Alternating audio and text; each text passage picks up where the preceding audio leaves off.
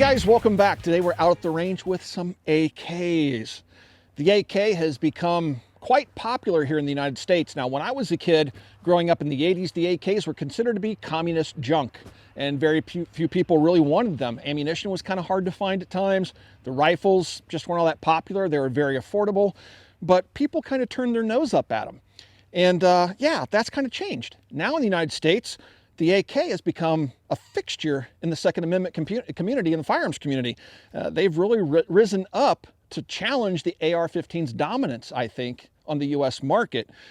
And today we just wanted to come out with a variety of different AKs and just have some fun, because they really are fun, interesting firearms that have really kind of turned the tables on the US market. The AKs have started to become more expensive, and AR-15s have gotten very affordable. There was a time when AR-15s were expensive. They were just more expensive than other firearms on the market. And if you wanted a good AR, you had to spend, over $1,000. Well, now you can find quality ARs of good quality, usable quality, for $600. And AKs that used to be $200, now, if you want to get a quality one, you're going to have to spend $1,000 or more. Yeah, you can still get the Wassers for $799, but even those darn things 10 years ago were less than that. So we've seen the AK evolve on the US market. We've watched it get more expensive, while AR-15s have become less expensive for the most part. At least there are less expensive options. We still have the Noveskis of the world, the LMTs and the POFs, but I'm just speaking in general terms here. So let's load up some magazines, have some fun with the different AKs that we've brought out here, and talk about some of the reintroduction of firearms that we thought we would never see on the US market again, like the PSL back there, or even the introduction of new firearms onto the US market, like this M91 from Zastava. All right, let's do some shooting.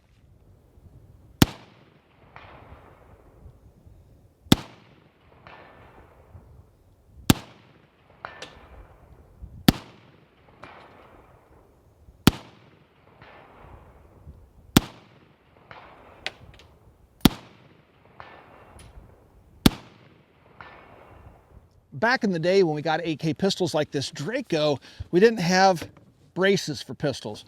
And so this rifle is a rifle, it's an SBR, and I put a side folding stock on it here. And it makes for a short little handy package. And yeah, the Draco is kind of one of those AKs that a lot of people kind of fell in love with, myself included. This gun has anywhere between 11 to 12-inch barrel. The barrel lengths apparently varied on the darn things quite a bit, but I found that this is a fun little gun to shoot, and it's actually fairly accurate as far as AKs go.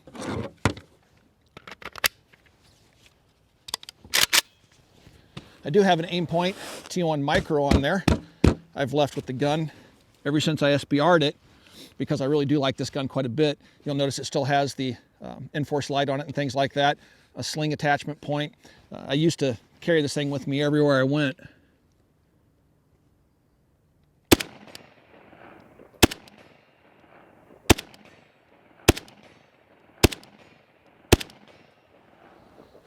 Try a Hail Mary here with my red dot, see if I can hit the 250.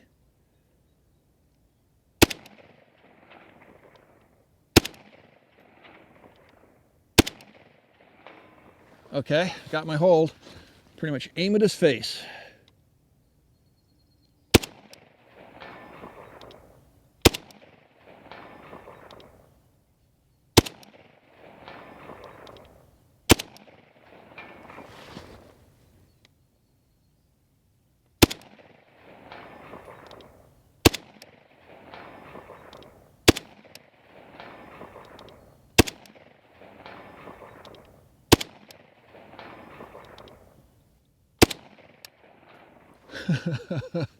Yeah, so I remember I did a video back in the day where I was talking about muzzle velocity, and I think I had this little SBR out, and I was talking about the muzzle velocity and how this was about 300 feet per second slower than a standard 16-inch barreled AK, and how I wouldn't shoot it much past 100 and 150 yards, and here I am shooting at 250 yards and connecting with that camouflage target downrange. That's pretty funny. And we're out.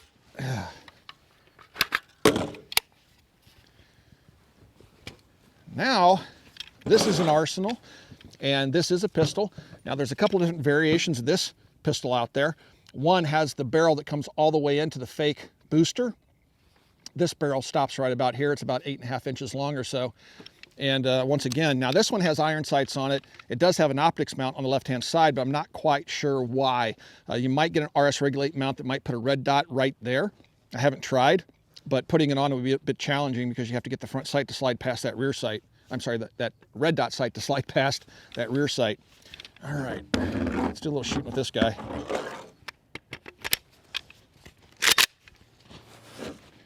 This is a very coarse sight picture. It's an aperture setup, but it's very, very coarse. I find that I can shoot this better than a standard crank style sight. I have a hard time focusing on the rear side of a standard crank, so this aperture actually works quite well for me on this gun.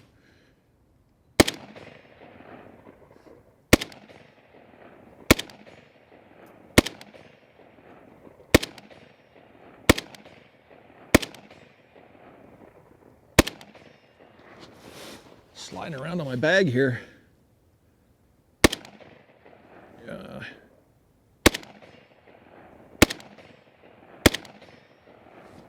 This is really, really a Hail Mary given the sights on this thing, but I'm gonna try it anyway.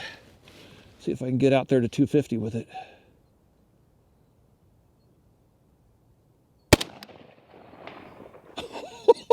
I actually hit. Oh, how funny.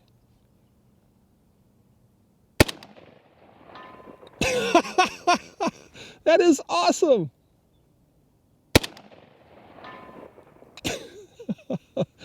Who would have thought? Oh, that went over his right shoulder.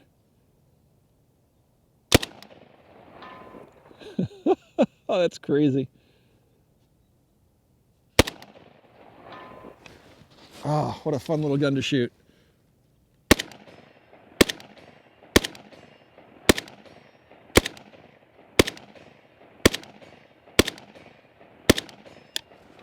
Now, this brace is a folding brace, so you can actually fold it to the side. Looks really, really smart. This is available from Palmetto State Armory, but it's made by SB Tactical for them. Yeah, the AKs really have evolved on the US market. So now we're going to try shooting at 250 yards. We have a challenge target downrange that's painted in a camo pattern, which makes it much harder to see than the white target that we used to shoot at. Same target, we just used to paint it white. The ammunition that we're shooting out here today is actually Golden Tiger. And I like this ammunition because it uses the lacquered case and has sealant on the bullet and on the primer. So it's good ammunition for storage, and it's a military ball load. So I think it's 122 or 123 grain bullet doing right around 2,300 feet per second. All right, let's see. Probably gonna have to do a little wind hold because we got wind this afternoon. Let's see if I can hit Mr. Challenge target at 250. Yeah, got a little bit of wind.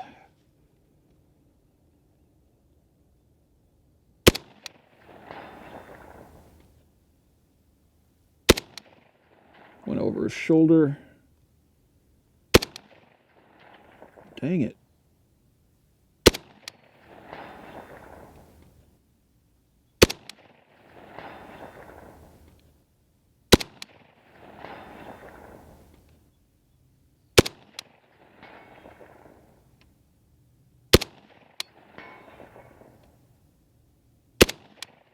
Oh, a little over him. All right. Yeah, hitting just a little bit high. The wind shifting out there. Last time I fired at 250 a few minutes ago, we were having to hold right. And now the wind's changed to come around behind us, and I'm pretty much dead holding him, just holding a little bit high. But I sent a couple rounds over his shoulder. Yeah, a lot harder to hit. Much easier when he's painted white.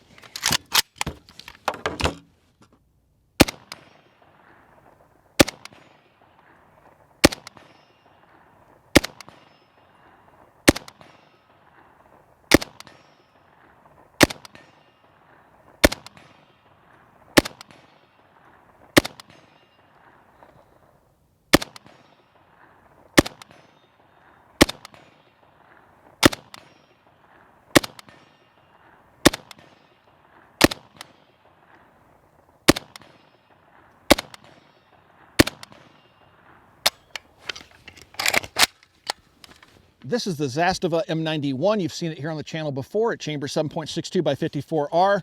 And this is a brand new product on the US market. We never thought we would see this rifle, at least I didn't, on the US market, but yet here it is. It has a pretty hefty price tag of around $3,000, but it doesn't seem like they can keep them in stock anywhere. So the guns are selling quite well. The 7.62 by 54R is still a commonly used military caliber all over the world. And this one is the DMR or a sniper rifle, however you want to deploy it. But it does chamber that 54R. And today we have some 182 grain PPU match ammunition. When we zeroed the rifle in the first video, we were shooting some 148 grain ball from Wolf. And yeah, we're just going to play around with some different types of ammo before we do the next video, where we're going to see how it compares to the PSL in terms of accuracy and maybe even the SVD if we want to dust that thing off and bring it out. But yeah, this is the first time firing the 182 grain stuff. Let's give it a shot, see if the zero is the same.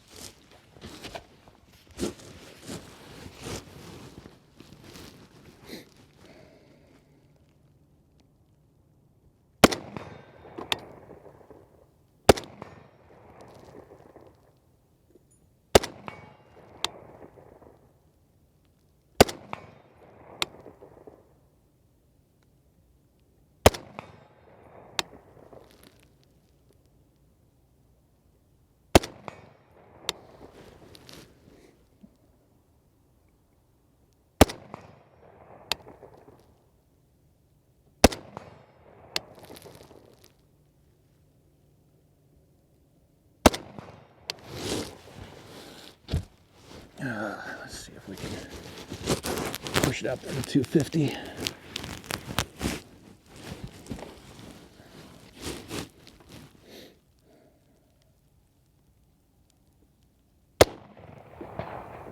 My last round, and I connected at 250.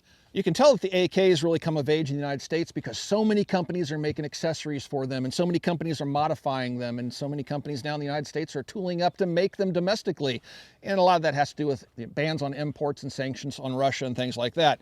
I have a couple of different examples here that are really kind of interesting, that shows kind of the evolution of thought with regards to the AR-15 versus the AK. The AR-15 has a lot of rail space, 1913 rails, and that's kind of become a standard. But one thing that AKs have traditionally lacked is rail space. Now, I don't have them on either the AKs here, but most of the com block rifles on the AKM will have a optics mount on the left-hand side of the receiver. But even that's not ideal. If you have a Russian side folding stock and an optic mounted to your rifle, most of those fold to the left, and that makes, it makes it impossible to fold the stock when the optic's mounted. So US companies started to step in and make accessories like this Midwest Industries rail. This rail is really cool. It works quite well on this Draco. It does clamp to the barrel, and of course there was a whole bunch of discussion about that when these first came out. But it clamps to the barrel. It gives you pick rail space on the side, and on the top here with this particular top handguard, I have an Aimpoint T1 micro mounted. Early on, we had gas tubes that had rails on them, and I found out through my testing that that's actually a pretty bad spot to mount a red dot sight on an AK. It generates a lot of heat, but you'll still find people doing it. This handguard actually has some airspace between it and the gas tube. It buys you some time, but you'll also notice I have a forward AFG on here and an Enforce light. But yeah, this is a handy little SBR. It does have a side folding stock on it. I think this was actually my first SBR I ever did. I Form 1'd it and did it myself. And yeah, it was a really, really cool gun and a fun build. Now, another rifle that I have out here to show you kind of, the extreme side of things in terms of modding or customizing AK is a Krebs custom speed load model. Now, this gun has all sorts of bells and whistles on it. We have the Magpul furniture on it, Magpul pistol grip, and we have a different gas block out here that has an integrated A2, AR-15 A2 style front sight that actually uses an AR-15 A2 front sight tool. Back here, Krebs has removed the rear sight and replaced it with a little tiny pick rail that's firmly mounted there. And I have a Delta Point Pro on it in that short little rail space. And back here we have a standard AR-15 A2 style aperture sight. And right there we have also the knob on the side so you can adjust for windage. So it's a really cool setup. Now, the other thing that's cool about this rifle, see which one of these magazines is short loaded. You will notice I like these little Magpul tanker mags, if you will. They're 20 round magazines. I think they are kind of cool in the AK. But I have 10 rounds loaded in this one. It has a little piece of sheet metal here on the side that's very reminiscent of something like the FAL. And its intent is to help you guide the magazine into the mag well. And so you hit that stop and then just push up and it hits the mag well, but it does something else that's kind of cool. Let me go ahead and fire these 10 rounds out.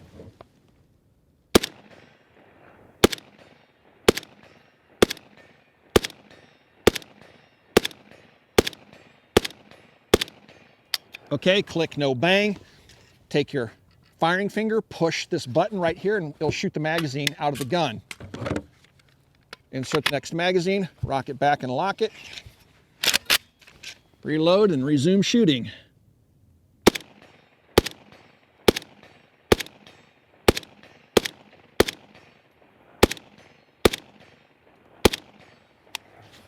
Very, very cool. Has the Krebs safety on the side. And this is just a fun gun to shoot. It's a nice shooting rifle. But yeah, the speed load feature is kind of cool. You'll see folks doing all sorts of crazy moves to reload AKs and reaching over and, rolling over to grab the charging handle and stuff. But one thing I thought was neat about this is, it's just like an AR-15. Press the button, gravity does the rest of the work while you're grabbing another magazine, stick it in, charge it, and get going. Start hammering that challenge target downrange. Yeah, I like this rifle quite a bit. Oftentimes, the sights on the AK are misunderstood on the rifle. People think that they're inferior to the aperture sights that we commonly use here in the United States. And by aperture sights, think of an AR-15A2, for example. You have an aperture, which is a circle in the rear, and a front post up front. And also, you'll find many shooters in the United States and maybe elsewhere shooting with one eye closed. They'll squint one eye, come down on the rifle. When they do that, my peripheral vision only allows me to see my hand when it's right there, when I have that one eye closed. The bridge of my nose and this eye closed totally obscures my vision until about there. With both eyes open, I can see my hand clear over there, and if it moves, I can really see it, even though I'm focused on the target downrange. So shooting the rifle with both eyes open gives you better situational awareness of what's going on around you, especially on a fighting rifle. You'll notice that sights like this were used even in the Great War, going back that far, where the rear sight is pushed forward, has a V-notch and a post out front. Think of the 1903 Springfield, for example, or the Mauser, or the SMLE. So the sights really aren't inferior, in my opinion. I think the iron sights on the AK are actually quite good. Now, you can also use the same technique of shooting both eyes open with an aperture sight. If you see any front-on shots of me in video, oftentimes you're going to see both eyes open. I don't like to squint one eye, and that's especially true when I shoot handguns as well.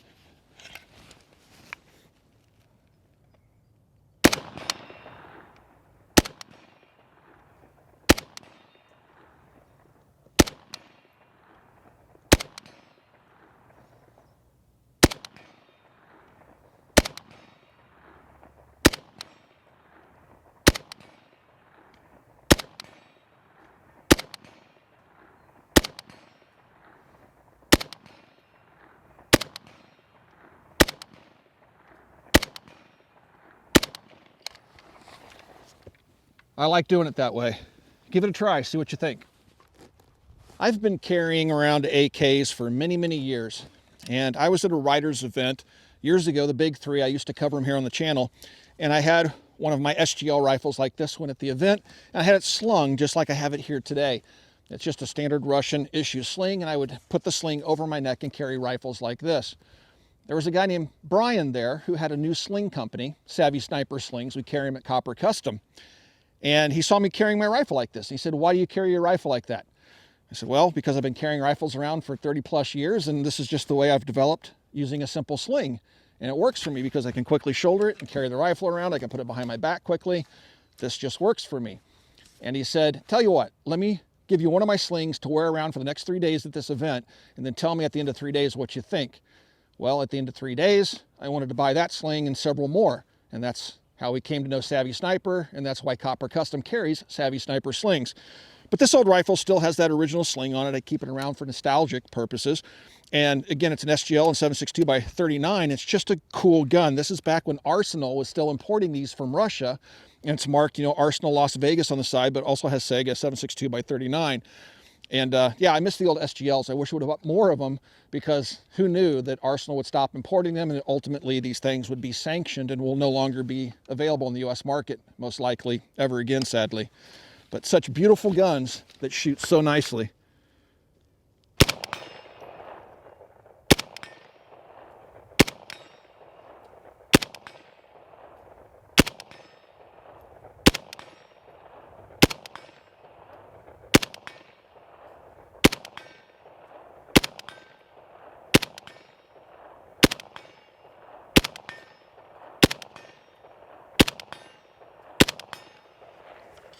I mean, how can you not love AKs? They're so smooth shooting. They're plenty accurate enough for defensive purposes and even hunting. I mean, they're just amazing rifles, lightweight, durable. Man, I love AKs. I miss this old SGL. I don't take it out nearly enough. Shooting the 54R is an absolute hoot. Both Jason and I love shooting the PSLs, the M91, the SVDs. It's an old caliber, but it's an old warhorse, and it's just so cool the thing is still in military service around the world. Lots and lots of fun to shoot. Well, guys, I hope you enjoyed today's video. If you'd like to support us here at the Military Arms Channel, a great way to do that is to become a Patreon supporter. There is a link down below in the description. Also, you'll see a little join button right underneath the video player that you're watching right now, either on your mobile device or on your desktop. Give that join button a click, check it out, see some of the perks, and consider becoming part of our membership program family here on YouTube. And last but not least, if you'd like to see some cool stuff like this, swing by and check out coppercustom.com. All right, guys, thanks for 12 years of support. We'll talk to you all soon.